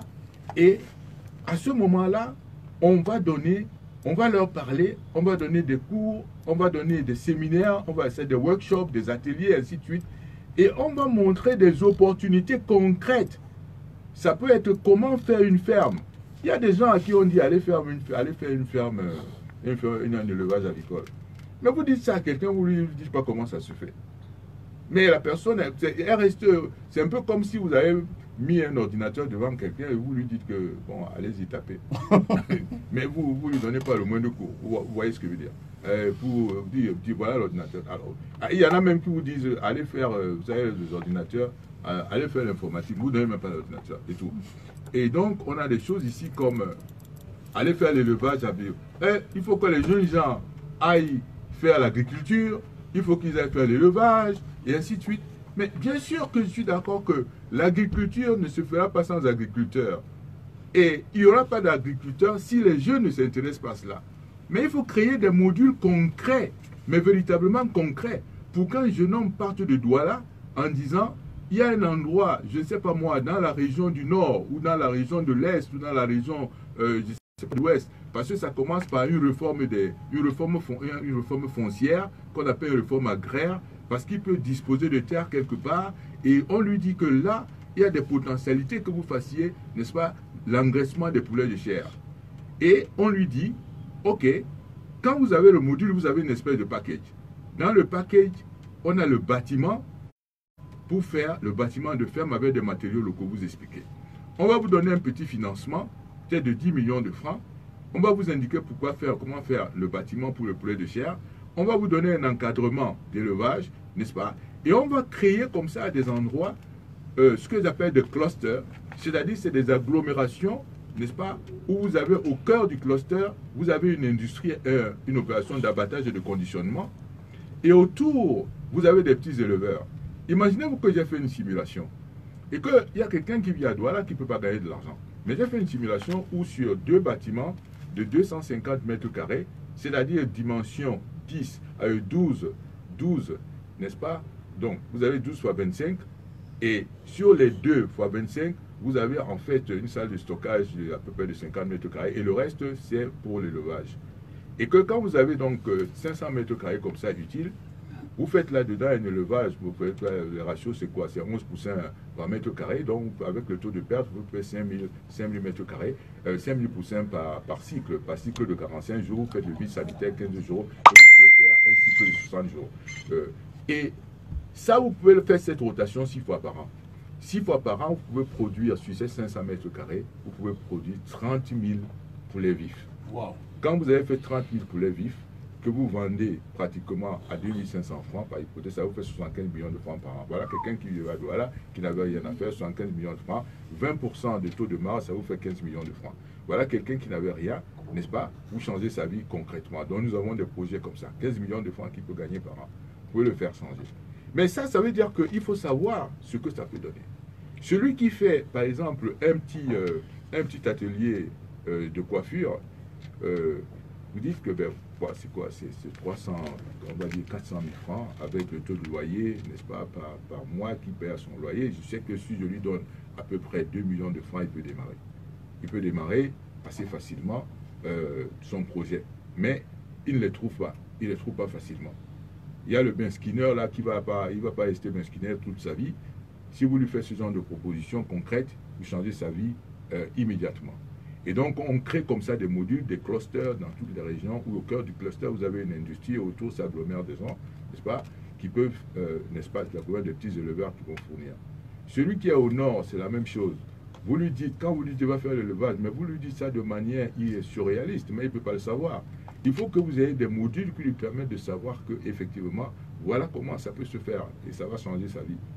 Et comme ça, nous, à Agir, on va faire des cours d'entrepreneurship, on va faire des cours, des séminaires d'assistance à la création d'entreprises, n'est-ce pas, concrètement, et on va conscientiser également les gens politiquement, pour que ça ne devienne pas comme on est aujourd'hui des citoyens zombifiés, c'est-à-dire vous êtes zombifiés, c'est des zombies là, c'est comme si on vous a cervelé.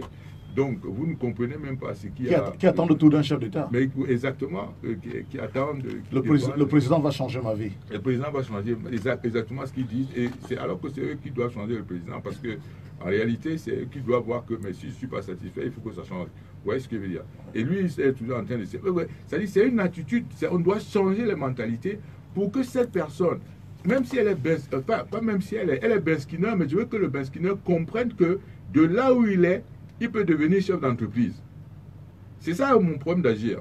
Quelle que soit la condition initiale de votre naissance, vous pouvez changer votre destinée. Et la vie, c'est un apprentissage permanent. Tout ce que vous savez aujourd'hui, vous n'avez pas appris ça à l'école. N'est-ce pas? Donc, c'est l'école en permanence. Hein, continuous learning, continuing process, you know. Et vous continuez comme ça toute la vie. Et c'est au fond ce chemin qui est important. C'est une vie qui n'a pas de challenge, une vie qui n'a pas de défi, n'est pas une vie intéressante. Une vie, c'est une vie qui n'est pas intéressante, mais c'est le challenge permanent de la vie. Et un jour, on va partir. Mais quand on va partir, on aura au moins laissé quelque chose. C'est ça qui fait le sens de ma vie. C'est le fait d'être toujours en mouvement, d'avoir toujours des challenges, n'est-ce pas? Et c'est pour ça que les gens me demandent que, mais vous étiez à la CIM, vous avez démissionné. Je dis, mais bien sûr. Moi, à 39 ans, j'ai démissionné, j'étais directeur, mais j'étais directeur depuis pratiquement 28 ans. J'ai dit, mais j'ai fait le tour de ce problème. Ok, ça c'est un série de défis. Ok, j'ai fait le tour du problème. Je m'avais cherché d'autres défis. Je suis parti à à la consultation internationale. C'était un autre type de challenge, n'est-ce pas? Bon, voilà. Maintenant, après, on m'appelle, je vais à la présidence, je dis, OK, je reste là 8 ans. Je dis, mais j'ai d'autres types de challenge aujourd'hui. Donc, le challenge aujourd'hui, c'est, pour moi, agir. Les jeunes, il faut qu'ils y croient, il faut qu'ils prennent leur destin en main, et il faut qu'ils y croient qu'ils peuvent changer leur destin. Et nous sommes là avec des solutions pratiques. Nous allons même donner des cas d'assistance juridique pour que les gens ne soient pas comme perdus. Si madame a des problèmes de justice, qu'elle ne se dise pas que, mais qu'est-ce que je vais faire? Elle va savoir qui agir. Et qu'à agir, on peut donner des conseils juridiques pratiques. Le Ben Skinner, là, il saura, il va devenir avocat. Parce qu'il va comprendre que la vie n'est pas finie. Elle n'est pas finie. Et comment on fait donc pour en faire partie? Agir, c'est où? Agir, c'est comment? Alors, comment je vais vous dire, vous pouvez regarder le site web, n'est-ce pas? Vous pouvez regarder le site web, vous pouvez regarder également la page Facebook. Alors, vous avez Agir, le tiret de 6, oui. Ensuite acte en anglais, oui. Et ensuite .org. Voilà, donc je répète, agir-acte.org.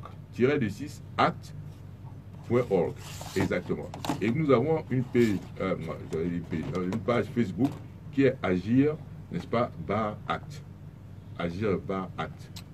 J'y vais tout de suite. Agir, voilà, c'est ça. Je regarde ça pour vous, chers auditeurs de Radio Balafon. Agir. Alors, maintenant, là, sur cette plateforme, on a justement toutes les informations sur comment faire pour adhérer, c'est bien ça? Oui, oui. Ok. Alors, maintenant, est-ce qu'il y a d'autres conditions pour faire partie d'Agir? Non, en fait, c'est adhérer aux idéaux d'Agir. Oh oui. Vous voyez, parce que le tribalisme, là, pour nous, ça n'existe pas là-bas. Hein. Ah. Oui, oui, oui. C'est vraiment. Donc, il n'y a pas l'équilibre régional là-bas. Non, non, enfin, je sais pas ce que ça veut dire. Moi, je suis sur la plage, Agir. Peut-être que vous. Waouh. Ah oui. C'est ça. Donc, prenons notre destin en main. Oui, prenons notre destin en main. Je peux lire depuis 35 ans et au fil des ans, tous les indicateurs économiques et sociaux montrent que le Cameroun s'enlise et regresse dans la pauvreté et la précarité, sans perspective de redressement. De l'avis de tous les observateurs avisés, ce pays dispose d'un potentiel naturel et humain dont l'exploitation efficace et équitable devrait permettre d'assurer à ses ressortissants de bien meilleures conditions de vie. À ce rythme, tous les calculs montrent que le Cameroun n'obtiendra pas, comme le proclament les pouvoirs publics, le statut de pays émergent à l'an 2035. Il est impératif d'inverser cette dérive, car si rien n'est fait, nous aurons sacrifié notre avenir ainsi que celui des générations futures à cause de nos compromissions et de nos indifférences. Et nous le pouvons si nous décidons d'agir et de prendre notre destin en main. Voilà, voilà. Et donc vous avez tout dit, et c'est très important. Et je dis que ce n'est pas une malédiction. La situation que nous vivons aujourd'hui n'est pas une malédiction. N'est-ce pas? On peut la changer. Et la vie, c'est surtout ça. C'est d'essayer de changer la vie, de ne pas rester statique, et nous pouvons changer les choses. Vous voyez, par exemple, quelque chose comme la canne que nous sommes en train de faire, mais c'est pas, vous faites toujours les choses en dernière minute, n'est-ce pas? Et c'est comme on découvre nos maladies. Vous remarquez que chez nous, les maladies des entreprises, c'est toujours en phase terminale qu'on se rend compte qu'une entreprise est malade. Mais l'entreprise, là, est déjà sur les genoux. Alors que ce que je vous dis tout à l'heure, avec une espèce de tableau de bord et d'indicateurs, mais vous rendez compte qu'il y a des dysfonctionnements bien avant que la situation ne soit devenue, en fait, irrémédiable. C'est donc ce que Petit Pays a dit dans l'une de ses chansons. Il dit, on remplace ce qui ne marche plus parce qu'il ne marche pas. Ben oui, parce que ce qui ne marche plus parce qu'il ne marche pas. En fait, mais vous n'avez pas vu souvent, même dans notre attitude, vous voyez quand quelqu'un va voir le médecin, mais vraiment c'est en phase terminale. Oui. Hein? Et quand c'est une entreprise, qui ne marche pas, après vous apprenez que le dirigeant de cette entreprise est resté là 15 ans, et il est parti avec, on va vous dire 50 milliards. Mais vous-même vous êtes étonné par les chiffres, vous dites, mais comment quelqu'un a pu rester quelque part pendant 15 ans, mais et qui n'a pas pu être... C'est comme si vous aviez un magasin, oui, et vous y avez mis un caissier. Et c'est au bout de 15 ans que vous constatez que chaque mois, il partait avec 1 million. Ah oui. Chaque mois, il partait avec 1 million. Et vous venez me raconter que, mais vous savez, pendant 15 ans, il m'a pris plus d'1 milliard. Mais je vais vous dire, comment vous avez fait? Vous n'étiez pas en train de faire du monitoring, vous ne contrôliez pas, vous ne voyez pas les indicateurs, et ainsi de suite. Vous comprenez? Or, nous avons plusieurs entreprises publiques qui fonctionnent sur ce mode. mais plusieurs. On dirait qu'elles ne font pas l'objet de suivi pour s'assurer que ces entreprises continuent à réaliser les missions pour lesquelles elles ont été créées. Et ça, c'est grave parce que c'est autant de points de perdu de croissance et c'est autant d'opportunités d'emploi qui sont perdues pour la jeunesse. Et ça doit changer. Et ça change essentiellement au niveau du leadership. C'est la manière de gérer un pays, c'est la manière de conduire un pays. Et il faut avoir des attitudes volontaristes. Parce que je vous ai dit tout à l'heure, hein, les gens disent, ah, c'est fini, les élections sont faites. Si les élections sont faites, comment? Je dis, mais comment? C'est pas fait. Mais c'est nous qui faisons les élections.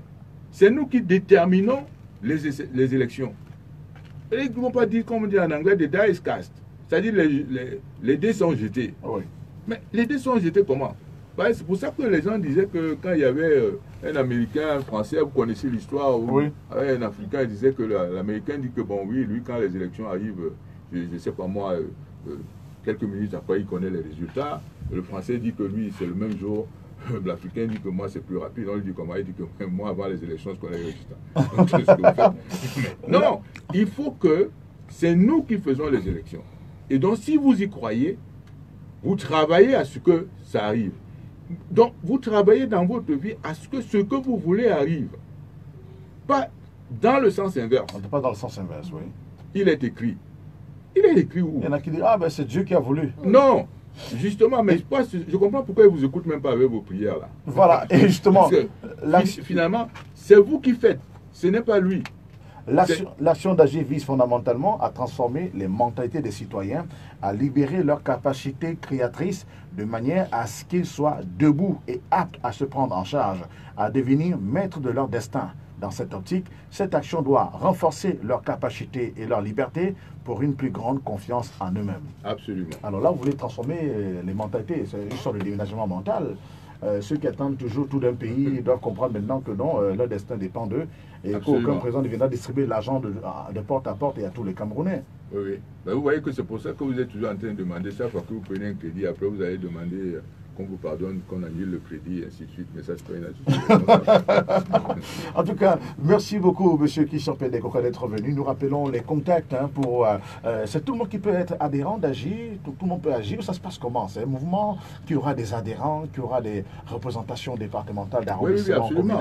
Mais on veut agir à tous les niveaux. On aura des foyers locaux. Il y a un âge limite pour être membre? C'est tout le monde qui... Non, il n'y a pas d'âge limite. C'est comme Tintin. Oui, c'est comme Tintin. Voilà, justement. Allez, et on adhère comme ça en s'inscrivant simplement ou quoi? Oui, il y a des formulaires que vous allez voir et ainsi de suite, vous allez adhérer et tout. N'est-ce pas, vous continuez à lire Tintin jusqu'à 77 ans, vous allez lire Tintin. Exactement. Mais là, parce que là, on est sur une très belle plateforme, sur un très beau site internet. Je vois des cabanes, mais avec des lunettes, on peut voir des gratte-ciel. C'est-à-dire, la vie dépend de ce que vous voyez. Bah, exactement. Comment vous la voyez? Mais c'est ça parce que votre perception, c'est votre réalité. Oui. Vous voyez? Si vous voyez ça... c'est du grand coaching, ça. Mais oui, vous vous levez le matin, vous voyez du noir, dès que vous venez me voir, je vous fais sourire, vous dites que bah, heureusement Christian m'a souri.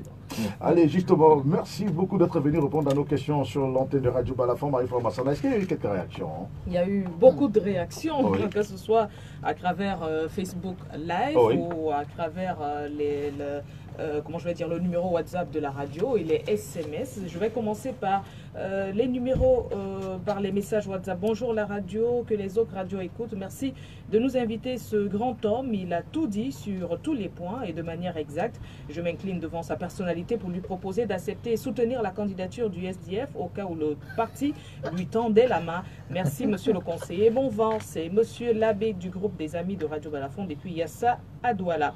Un autre message reçu. Bonjour à vous en studio. Joyeux anniversaire Marie-Flore. Votre invité est très intéressant et je suis content que ce soit un conseiller du président qui vienne nous dire tout ce que nous déplorons tous les jours. Vraiment, Cyril a écouté ce monsieur. Ce n'est pas gouverné. Je le vois en train de travailler déjà avec le candidat Camto. C'est Tatap depuis lundi. Bonne journée. Autre message, bonjour à vous en studio. J'ai l'impression que M. Ekoka est peut-être le messie pour l'avenir de notre pays, s'il est sérieux et partant pour limiter.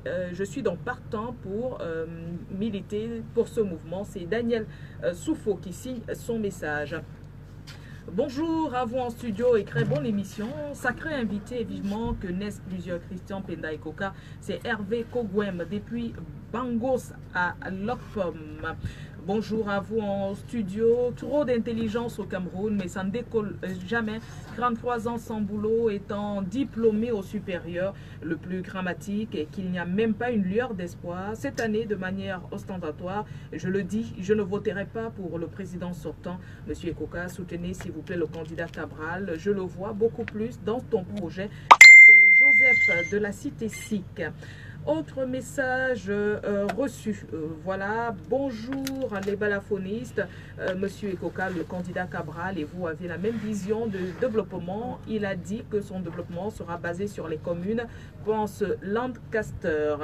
Message reçu également, bonjour Cyril, ce monsieur est extraordinaire. Comment le Cameroun fait pour ne pas exploiter les connaissances de ce genre de génie? C'est une perle rare. Au Cameroun, les talents sont mis à l'écart. Je voudrais également savoir comment faire pour prendre attache avec lui. C'est Patrick depuis le quartier Aqua. Il y a d'ailleurs beaucoup d'enseignants d'université qui me sollicitent et qui demandent votre comment faire pour vous avoir. Je pense que bon, ils auront votre numéro en offre, mais pour ceux qui veulent échanger avec vous, je pense que sur la plateforme Agir, donc je dis Agir, c'est AGIR-6 ACT.org. Autre message reçu. Bonjour Balafon, votre invité ne mérite pas vivre au Cameroun. On lui a expliqué ce pays, mais il ne comprend toujours pas. Ça, c'est Wafo depuis lundi. Message reçu. Voilà. Merci Balafon de nous avoir invité un professeur. On vous suit même plus qu'une chaîne de télévision. Merci. Message reçu. Bonjour Radio Balafon. Lorsque j'écoute monsieur le conseiller technique du chef de l'État parler, je me pose la question de savoir pourquoi toutes ces initiatives ne sont pas implémentées, et cela m'amène à dire que monsieur le conseiller technique du chef de l'État ne parle pas de manière différente que tous les autres membres du gouvernement qui sont tous des théoriciens plutôt que des hommes de terrain. Excellente journée à vous, c'est Lucien depuis le campus 2. Il a tout expliqué au début. Un autre message reçu. Bonjour l'équipe et merci à monsieur Penda Ekoka pour ses propos tant édifiants qu'enrichissants. Ce monsieur est une fierté pour nos pays, un fin stratège. Voilà des personnes qui doivent vraiment nous diriger. Merci Balafon, merci au grand monsieur Penda Ekoka. C'est Jerry King qui signe son message. Un autre message reçu. Bonjour le Griot, merci. Prière de nous communiquer toutes les modalités concernant le mouvement Agir. Voilà. Un autre message reçu. Bonjour le Griot magique. Merci de l'inviter monsieur Ekoka pour sa brève analyse et éducation. Mais une question, pourquoi ne pas rallier un autre parti politique de grâce Cyril, toujours inviter des hommes de grande pensée. C'est Serge Ganguet depuis Vallée Bessengue. Il y a tellement de messages. Un autre message reçu. Bonjour le Griot. Voilà le genre d'intellectuels que nous voulons sur votre chaîne de radio pour notre pays et non des affamés et guignols dont je ne vais pas citer le nom. Monsieur Penda Ekoka est un homme intègre et bourré de talent. Son cabinet d'expertise comptable et de consultation est une référence qu'il se rallie à un candidat d'opposition à défaut de la coalition pour mettre en œuvre cette expertise. Bonjour le Griot, voilà ça c'est le message que j'ai lu il y a un instant.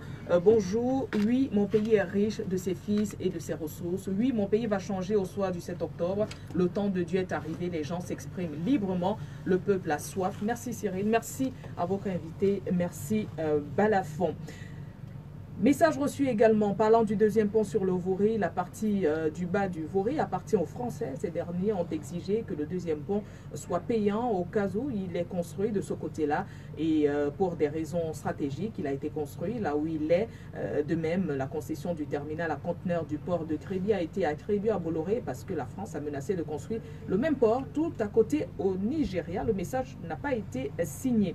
Bonjour à tout le panel et particulièrement à votre invité Christian Penda Ekoka. Sur une chaîne de télévision à Yaoundé, l'économiste Essomba a dit que votre place de conseiller technique à la présidence ne vous sied pas. Selon lui, vous êtes comme un ingénieur en économie, donc vous serez très efficace à la tête d'une entreprise parce que vous êtes un homme de terrain. Qu'en pense monsieur Penda? C'est Jean-Claude depuis Boya qui pose donc cette question. On a répondu, hein. Il a répondu déjà à cette question. Un autre message reçu. Bonjour, je n'en reviens pas que ce monsieur soit conseiller à la présidence de la République. Ça, c'est Tala Hervé qui envoie son message. Autre message reçu. Bonjour, j'espère que les courtisans écoutent monsieur Ekoka. J'espère que les courtisans du vieux nègre écoutent vraiment. J'espère qu'ils vont changer d'attitude à son égard. Ça, c'est l'avis de Aristide Mwangue, fidèle balafoniste. Un autre message reçu, voilà, parce qu'il y en a tellement. Permettez que je lise des messages qui arrivent à l'instant. Merci pour vos éclairages, monsieur Ekoka, et bravo à Balafon. C'est Gilles depuis Abidjan. Bonjour et surtout merci pour votre invité de ce matin. C'est une vraie bibliothèque pour nous, la jeunesse. Il me fait croire qu'il y a encore de la bonne graine dans ce pays. C'est Serge à Douala. Autre avis dans cette émission de Sacré Matin. Bonjour à tous. Monsieur a les mêmes idées que Kamto. Voilà les deux qui ont de l'expérience pour sortir ce pays de la bouffance patte de lundi. Un autre message reçu. Bonjour le studio, très bonne émission comme d'habitude, s'il vous plaît, la rediffusion ce soir. Oui, c'est Carlos Michaud. Ce soir, on fera la rediffusion, c'est promis. On fera la rediffusion. Bonjour à vous au studio, je vous en prie, veuillez communiquer à nouveau l'adresse de Agir. Voilà. Alors, je suis déjà, c'est un super site internet, vraiment un site de coaching qui change la vie tout de suite dès les premières phrases. Hein. Et même les illustrations graphiques qu'on peut avoir, c'est magique. Et donc, ce site, c'est Agir, A-G-I-R-6 Act, A-C-T, donc agir-act.org. Message reçu, bonjour à vous en studio. Vraiment, depuis que j'écoute ce monsieur, je me dis, mais mon Dieu, pourquoi sommes-nous à la crainte? Merci, c'est Patterson qui envoie son message. Bonjour à vous, moi c'est Ekango, je respecte ce monsieur. Comment faire pour accéder à Agir, pour pouvoir décoller? Merci beaucoup, merci Balafon, ça c'est un auditeur, il n'a pas signé. Bonjour à vous en studio, à vous écouter monsieur Ekoka, j'ai espoir au futur. Merci à vous. Ça c'est un auditeur qui envoie son message. Autre message. Et sur Facebook, c'est Agir, A-G-I-R, bas. /act. Voilà, sur Facebook. ACT. Voilà. Oui, ACT. Bonjour les balafonies, je suis vraiment convaincu avec les paroles de ce monsieur. Il nous faut une personne comme lui à la tête de ce pays. Bonne journée à vous, c'est signé Feissa à Makepe. Bonjour à vous en studio. Pouvez-vous nous rappeler le site internet du mouvement Agir? Voilà, c'est ce qu'on répétait il y a un instant. Bonjour le Crio, merci à l'invité. Dites-nous où trouver monsieur Penda Ekoka. Il m'a fait rêver dans mes marmites. Vraiment, je suis ébloui par son expertise. Chapeau à lui. Joyeux anniversaire à toi, Magne et Marie-Flore. Que Dieu te bénisse. Également, Cyril. Merci à vous. Autre message, vous permettez, je vais laisser un tout petit peu les messages WhatsApp pour récupérer les SMS que nous avons également reçus dans cette émission. Bonjour monsieur le conseiller, pourquoi choisissez-vous cette période de pré-campagne pour agir de cette façon? N'est-ce pas un chantage? Sinon, pourquoi vous ne démissionnez pas? C'est Brice Cam2 qui pose sa question. Autre message reçu, bonjour les balaphonistes, vous avez devant vous un homme éloquent, posé, pragmatique, révolutionnaire et digne de confiance, je voterai son candidat. Le message n'a pas été signé. Bonjour Cyril, à quand la radio-télévision Balafon? Nous ratons trop de choses, faites comme les églises réveillées qui nous montrent des choses toute la journée. Notre message reçu, bonjour Balafon, pardon, indiquez-moi quand est-ce qu'on rediffuse Sacré Matin? Le courant vient d'être coupé, voilà. Le courant est parti chez lui, chez cet auditeur. Bonjour les enfants bénis, avec vous et un invité comme celui-là, nous, Camerounais, avions l'envie de vivre pour le lendemain meilleur. C'est Duiné Angéline, copine de Magniflo, qui envoie son message. Merci. Comment regarder Radio Balafon sur Facebook Live? Eh bien, il faut aller tout simplement sur le site internet Radio Balafon officiel et vous cliquez sur le live. Vous aurez bien sûr les images du studio à l'instant. Bonjour à vous de grâce, vous réalisez une émission de haut vol avec Penda Ekoka qui n'est prétendant à rien du tout, qui n'attend pas absolument les prébendes de l'État et encore moins une reconnaissance quelconque. Laissez donc Onangini dans ses élucubrations stériles et improductives entre Penda et Ngini. C'est le jour et la nuit, il n'y a pas match, pense Manga Bassa ici à Douala. Un autre message reçu dans cette émission. Bonjour Cyril, vraiment confirmé que ce monsieur est bien le conseiller du président de la République. Très bonne idée, pardon. Autre message reçu, les paroles de Penda Ekoka. Boire comme du petit lait, pense cet auditeur. Bonjour le Crio. Qu'est-ce qui s'est passé avec le plan d'urgence d'assistance humanitaire d'un montant de 13 milliards de francs CFA? C'est déplorable. Monsieur Ekoka est véridique. Quelle est sa position? C'est un message de Alphonse Mwekeka Nyame à Kouapaki dans l'arrondissement de Vico Bonalia. Un autre message reçu, voilà, vous permettez... Vraiment, c'est ton anniversaire, mais là, Pédéco, quand tu donnes, t'infliges une bonne punition. C'est son cadeau d'anniversaire. Ah bon, c'est ça. Allez, ils ont encore quelques messages encore. Bonjour les balaphonistes, super votre invité. Voilà un RDPciste qui veut le bien de la nation. Autre message reçu également. Waouh, Cyril, nos humbles invités déroule textuellement le programme de Cabral Libi. Tableau d'honneur à Radio Balafon. Je vote Cabral. C'est Roméo depuis Locpom qui envoie son message. Eh bien, il faut dire que chaque militant envoie des propositions concernant son candidat. Bonjour les balaphonistes. Il nous faut des hommes comme notre conseiller technique à la présidence de la République du Cameroun pour pouvoir nous expliquer les problèmes que notre pays connaît. Ils sont nombreux au Cameroun, comme lui, qui sont au cœur du système, qui en connaissent autant, même n'ont pas la liberté de pouvoir mettre leur connaissance en pratique. C'est Johnny. Depuis Douala, c'est vrai que le message est vraiment, comment je vais dire, abrégé. Bonjour Balafon, je tire un grand coup de chapeau pour l'invité de ce matin. Il fait des très bonnes analyses. Voilà. Merci Balafon, c'est Jérémy qui signe son message. Je pense que je vais passer au communiqué parce que là, il y a beaucoup de messages. Voilà, merci beaucoup, merci infiniment, monsieur. J'ai reçu tous les messages, je m'excuse si je ne vais pas d'être venu ce matin éclairer l'opinion des Camerounais. Vous avez vu la réaction des gens? C'est chez nous aussi, les gens vous jugent quand vous parlez, vous ne savez pas à qui vous parlez, mais à la fin, ils réagissent toujours. Mais alors, votre sentiment quand vous écoutez la réaction du public? Ah ben, disons que je suis heureux de voir qu'ils ont compris. Et c'est le cul dans toutes les sphères de la société. Oui, je suis heureux de voir qu'ils ont compris. Et moi, le message, c'est qu'il reste positif. Nous allons tout faire pour que les sans-voix retrouvent leur voix, et que les sans-espoir retrouvent vraiment l'espoir. Et je pense que comme je n'attends pas que ça tombe du ciel, je continue de me battre avec toutes les énergies dont je peux disposer pour que quelque chose change. Et vous saurez bientôt le candidat que moi je vais soutenir. En tout cas, voilà. on est impatient de connaître ce candidat. Quelle que soit ta condition initiale dans la vie, rien n'est écrit d'avance. Agis pour être maître de ton destin. C'est sur le site, allez regarder. Merci beaucoup. C'est moi. Voilà, merci.